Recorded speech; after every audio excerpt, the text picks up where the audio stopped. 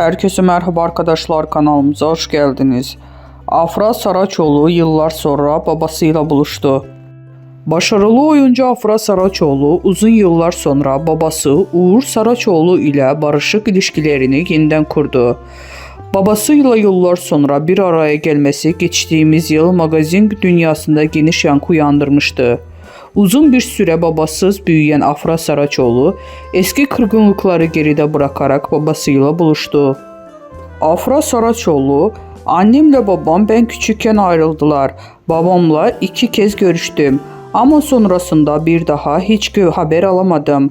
Artık onunla görüşemem. Çünkü üzerimde hiçbir emeği yok. Babasız büyümeyin en iyisini ben bilirim." Bu açıklamalardan sonra Saraçoğlu'nun babasıyla olan uzak ilişkisini gözler önüne sermişti. Ancak geçtiğimiz yıllarda Amerika ziyaretinde Afra Saraçoğlu babasıyla bir araya gelerek uzun bir aradan sonra sosyal medya üzerinden birlikte çektirdikleri fotoğrafı paylaştı. Bu barışma takipçileri tarafından olumlu bir şekilde karşılanmıştı.